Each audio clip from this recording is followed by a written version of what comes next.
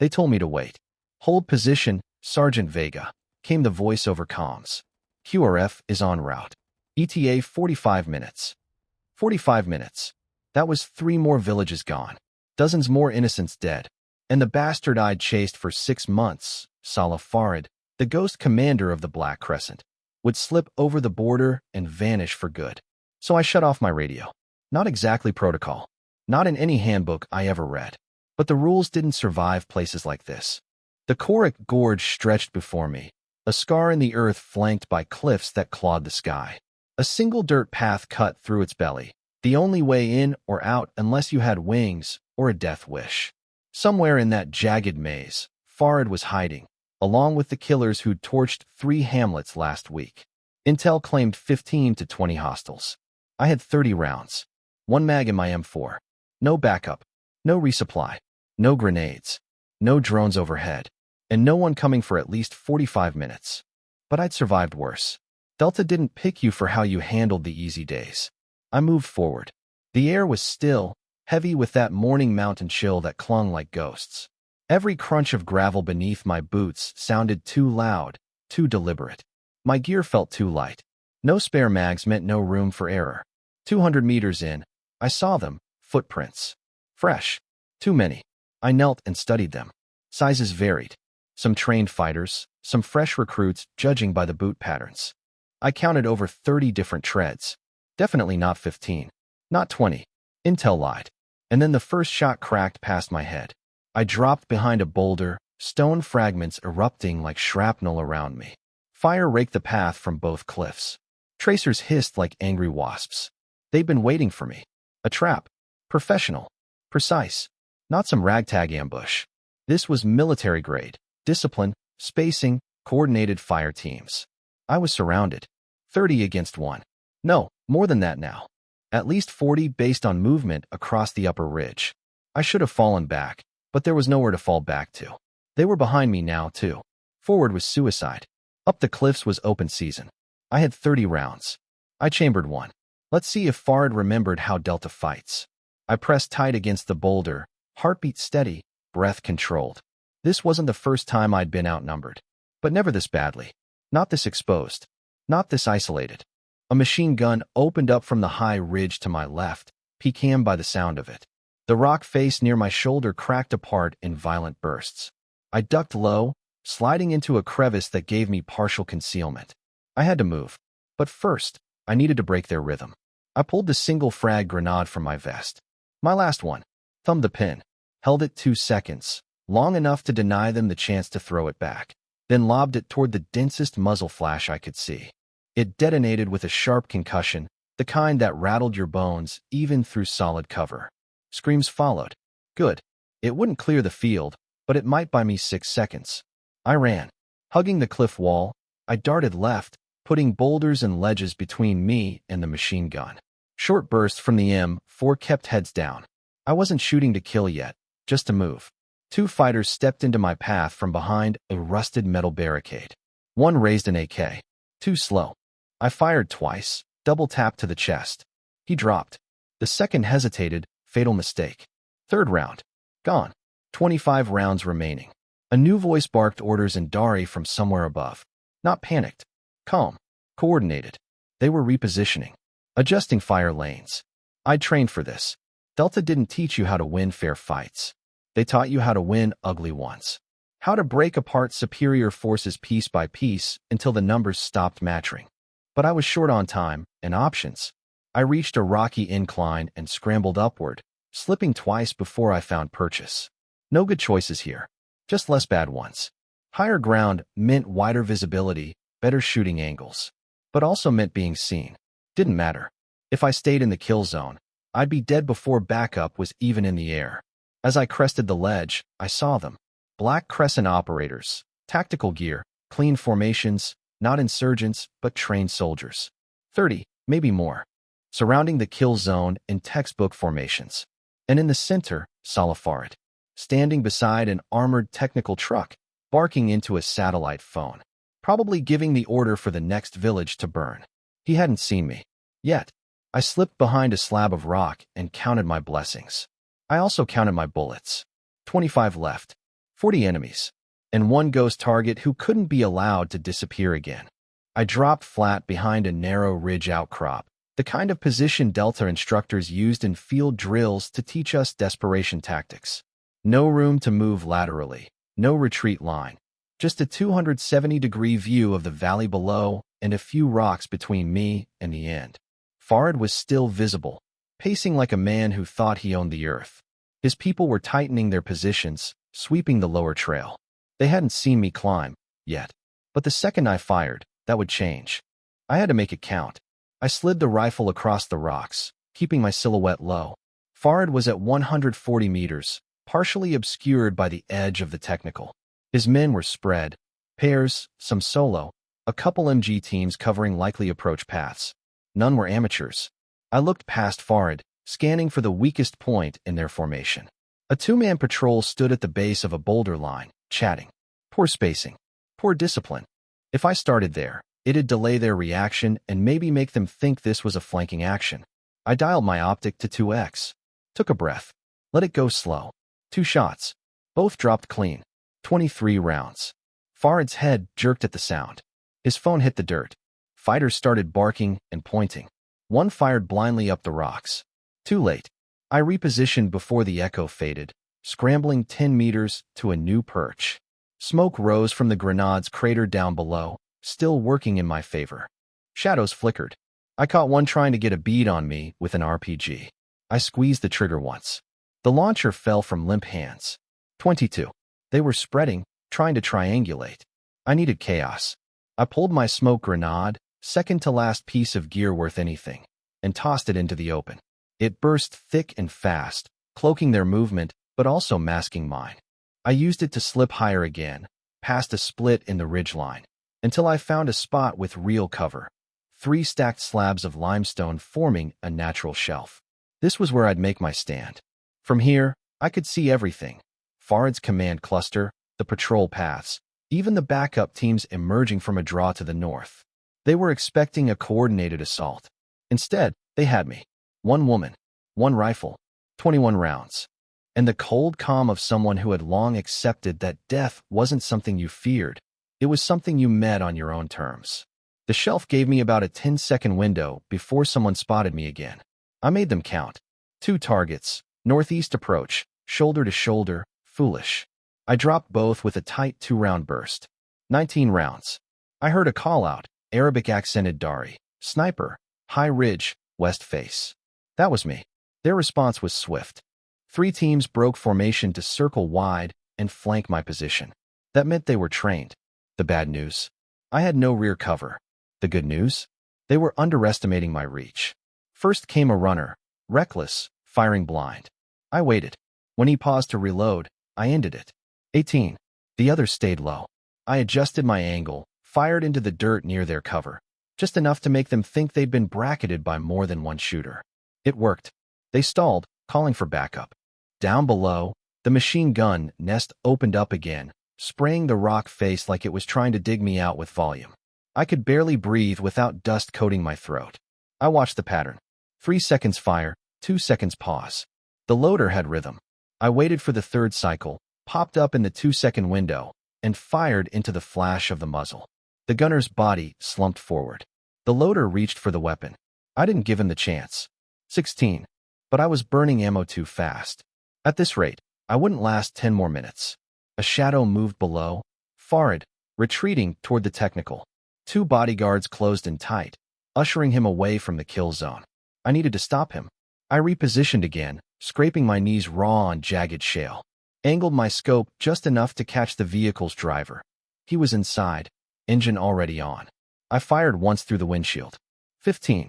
The truck skidded to a halt, half in gear, and veered into a ditch. Farid hit the ground rolling, his guards dragging him toward new cover. They were smart, but not smart enough to realize they were still within reach. A second later, I saw a figure stand, rifle raised, not in defense, but giving orders. Farid again. I centered him. No wind. No heartbeat. I fired. The bullet clipped his shoulder, not fatal, but enough to throw him into the dirt, screaming. 14. I didn't get a second shot.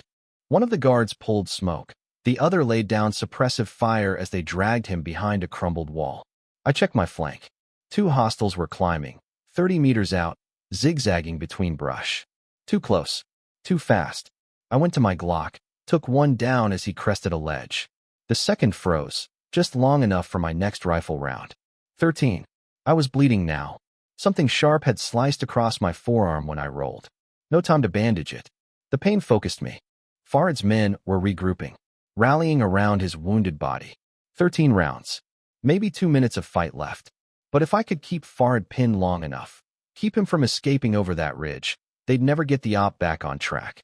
All I had to do was hold. And hold. And hold. The ridge shook again with fire. An RPG slammed into the shelf 5 meters to my left, detonating with a blast that ripped the air from my lungs and sprayed hot stone across my face.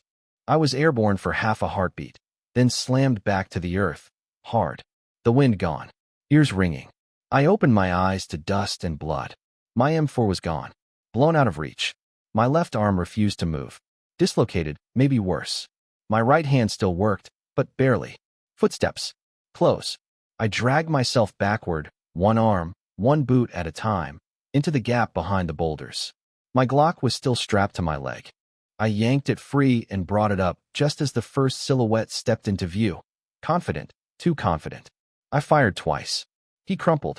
11 rounds left. 2 more followed. They weren't so bold. Crouched, flanking wide. I shifted, braced the Glock against a stone slab to steady my aim, and put a round in each. 9. But they kept coming. I was running out of places to hide. Out of time. The mountain was collapsing inward, every echo bouncing closer, every breath feeling like it cost too much. And then, above it all, I heard them.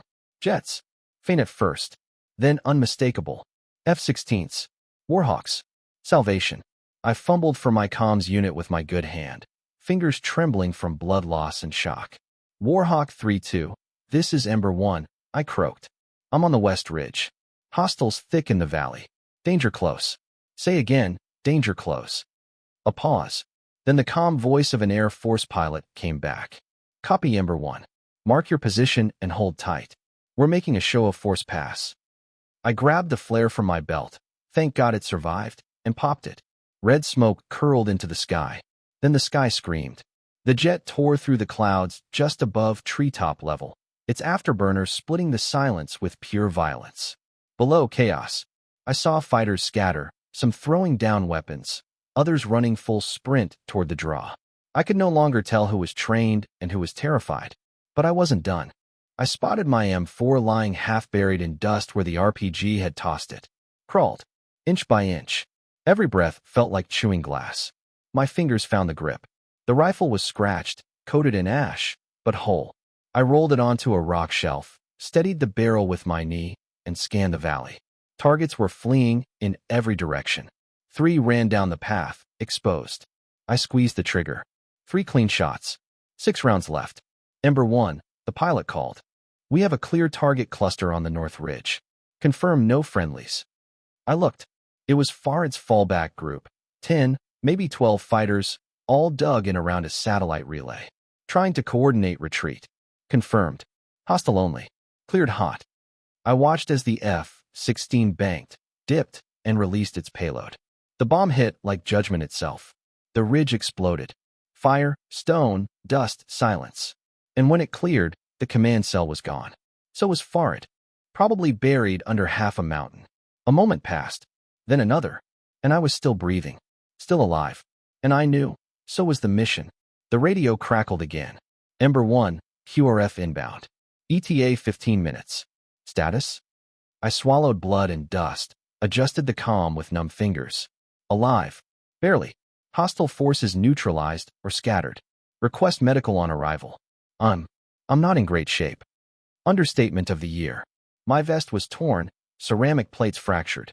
My left arm hung like dead weight, probably dislocated in 2 places. Blood still trickled from the shrapnel slice across my brow, and I was pretty sure my ribs were cracked from where the plate had stopped 2 AK rounds earlier. But I was alive. And more importantly, so were the hostages. I remembered the briefing. 2 American engineers captured on their way to rebuild a power relay. The kind of civilians who volunteered for dangerous zones because they believed in rebuilding what war had torn down. I'd heard them on the radio before I cut comms, pleading in broken Dari while Fard's men dragged them toward the technicals.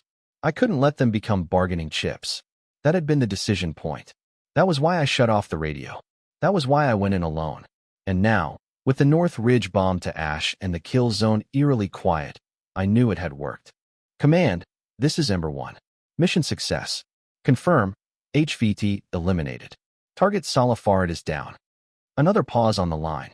Then the voice returned, sharper now, more focused. Confirmed. Thermal confirms no movement from Fard's last known location.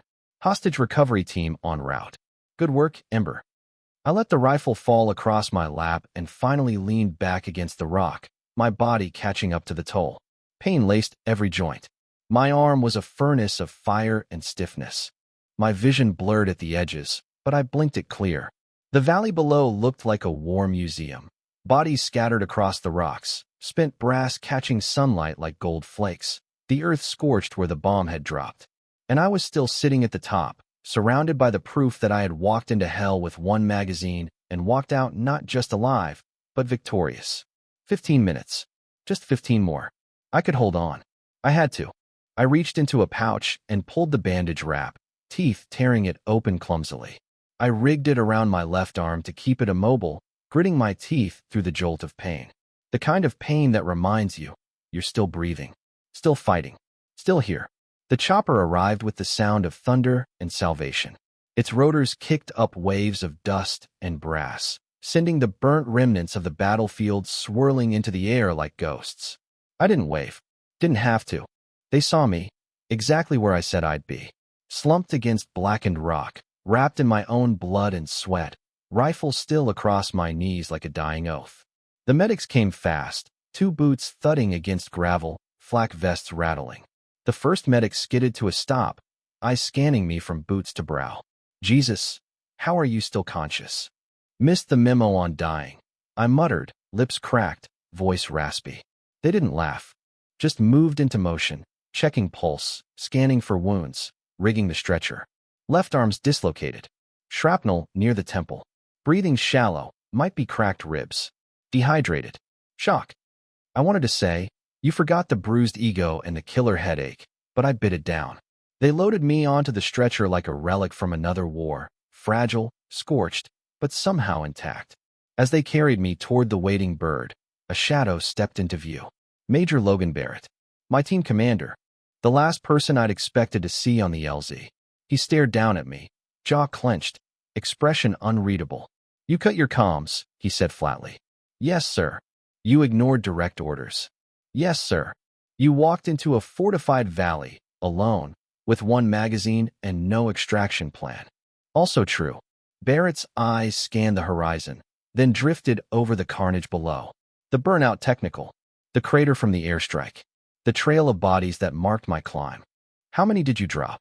36 total. 15 with the rifle. 6 with the sidearm. The rest ran or got vaporized when Warhawk showed up. He exhaled, almost in disbelief. And the hostages? Rescue teams en route. Intel says they're alive, 2 clicks north of the valley, hidden in a supply shack. Barrett shook his head. You just made yourself a legend. Or a cautionary tale. I haven't decided which. Maybe both. I rasped, wincing as the stretcher bumped. The chopper began its lift. My last image of the valley. The rocks, the ash, and the empty shell casings catching the sun like fallen metals. I didn't know yet if I'd made the right call. All I knew was that I'd made a call. The only one that gave those hostages a chance. And I'd do it again. 3 months later, I stood at attention in a briefing room at Fort Carson. My arm was fully healed. The shrapnel scars faint under my new uniform. But the memories, they didn't fade so easily. Across the table sat 3 full-bird colonels and a brigadier general.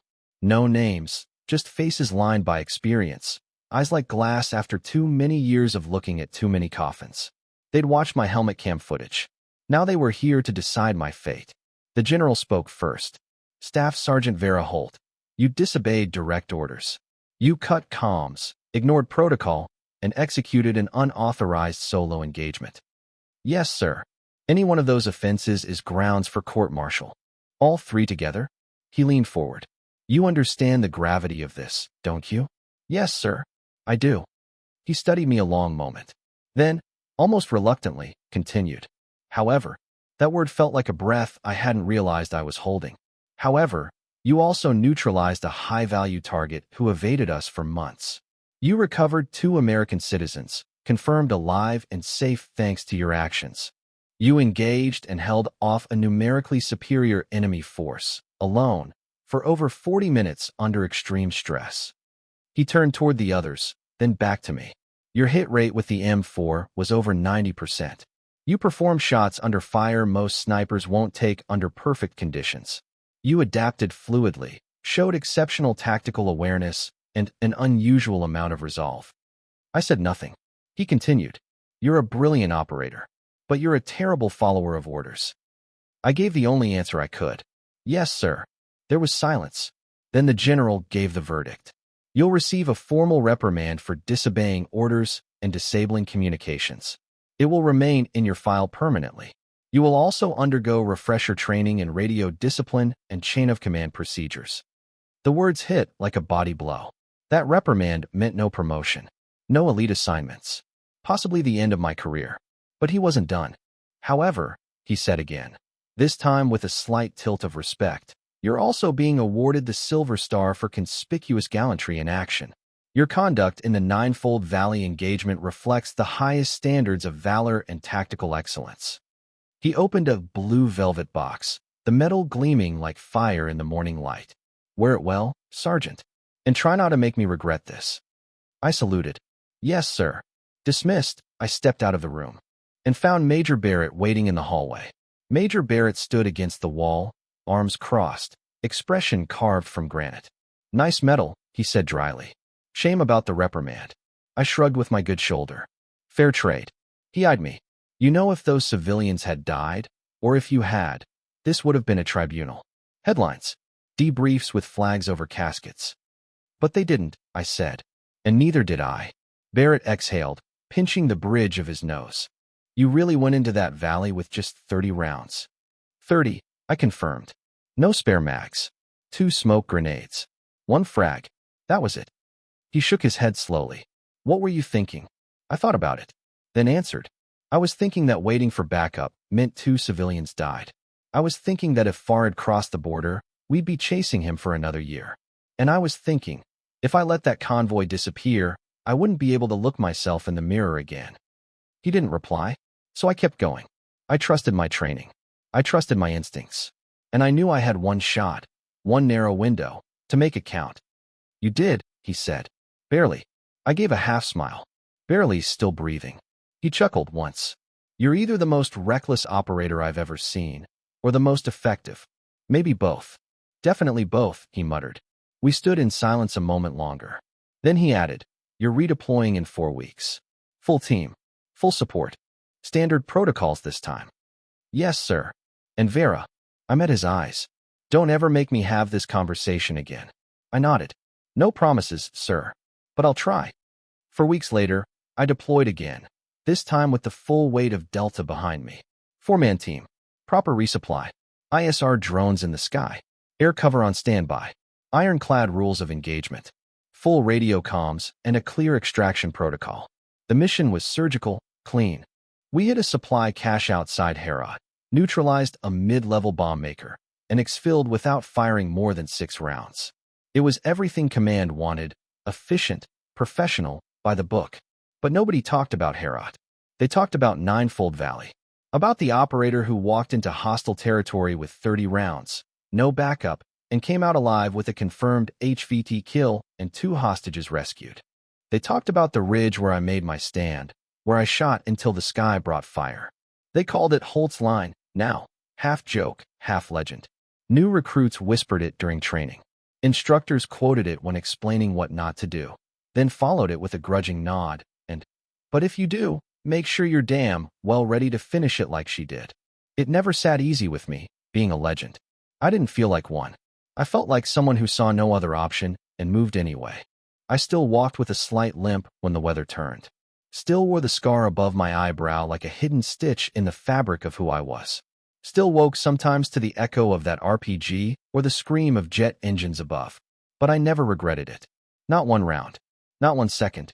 Because I proved something. Not just to command or to the brass or to the next poor soul reading a sanitized after-action report. I proved it to myself. That when everything else is stripped away, the gear, the backup, the plan, it's not the weapon that defines the fight. It's the will. 30 rounds weren't enough for that valley. But they were enough for me. Enough to hold the line until the sky answered back. And sometimes, that's all a soldier needs. Thank you for watching. Have a great day.